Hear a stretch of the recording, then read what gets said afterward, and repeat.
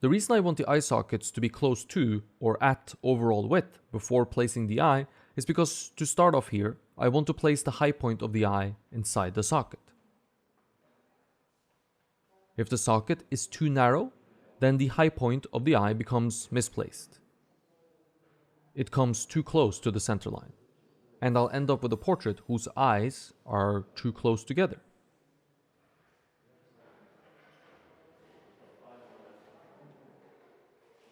With the sockets at the correct width, I can place the high point of the eye from the side view in the same fashion that we did when we placed the profile of the face at the beginning of this process. This is the profile that I'm after.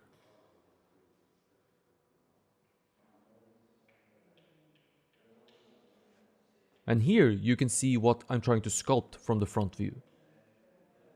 This section inside the red borders are what I'm currently trying to sculpt.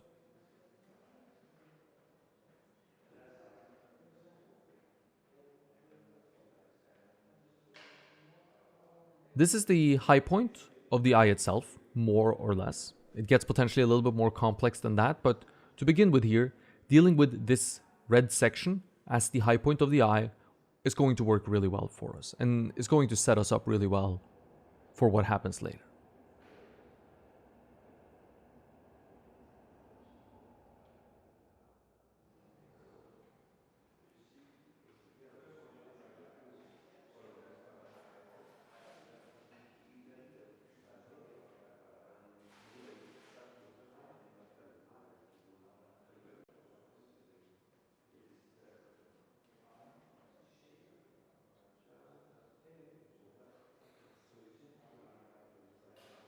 I start by sculpting the upper lid, placing it as best as I can, left and right, up and down, from the side view.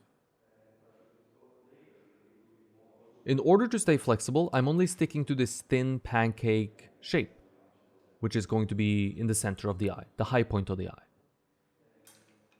This means that the furthest point forwards on the upper lid is placed and can be moved back and forth without moving a lot of clay. There's not a lot of clay to be moved here because it's so thin.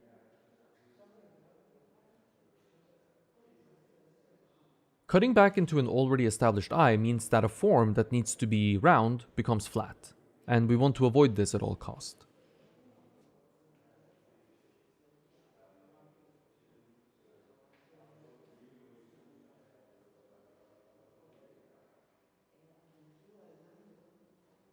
From the side view, everything on the far side of the high point, the half of the eye closer to the center line, is invisible to me. It cannot be observed. So I try not to make sweeping decisions about something I can't see. I have to rely on theory when dealing with the depth of this area. For example, the outside corner of the eye sits deeper in the skull than the inside corner of the eye. The eyes, when observed from above, kind of aim slightly outwards, like this, if you will. Knowing this helps tremendously. But in order to place the inside corner then, with any sense of confidence, I must place the outside corner first. In order to place the outside corner of the eye, I must first work out how far forward the furthest forward part of the eye is. So it's not just a matter of drawing a well-drawn eye, it's also about placing the eye well in relationship to the profile and then using that information to place information that happens further back in the eye from this most forward-facing point, high point of the eye. So it all starts by placing the high point of the eye, observing from the side view in relation to the profile that we've established.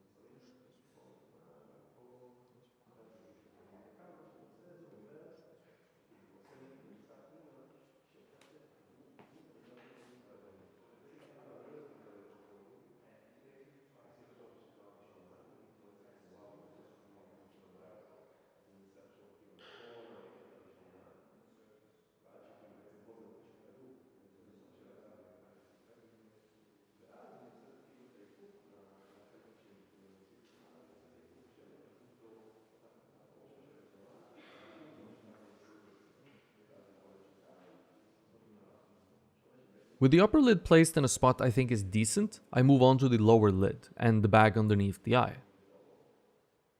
I don't like leaving the bag underneath the eye, as I find it to be an integral part of the construction of the eye socket area, and it takes up quite a bit of space. Missing out on its plane from the side view is going to make life very hard for us later down the line. Therefore, I try my best to include it in the construction of the eye as a whole.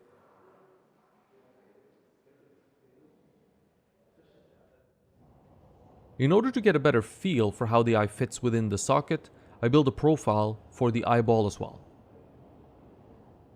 This is temporary, of course, because I'm probably going to be removing this piece of clay to make space for the iris and the pupil, which I tend to leave as a depression on the eyeball itself.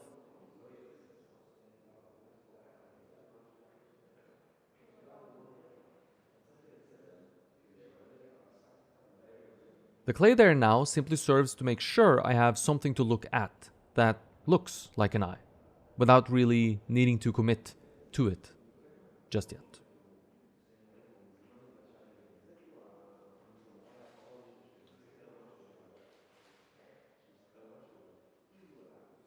Committing to what I'm sculpting at this point means I'm not flexible.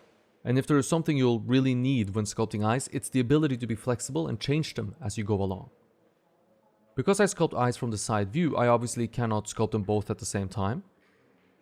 This leaves me very open to one of the cardinal sins of portrait sculpture, which is making two eyes that don't work well together. Hopefully I'll be able to dodge this because I've spent time making sure my eye sockets are fairly symmetrical. Still, it's a problem we'll have to contend with when beginning the eye by dealing with its depth first from the side view.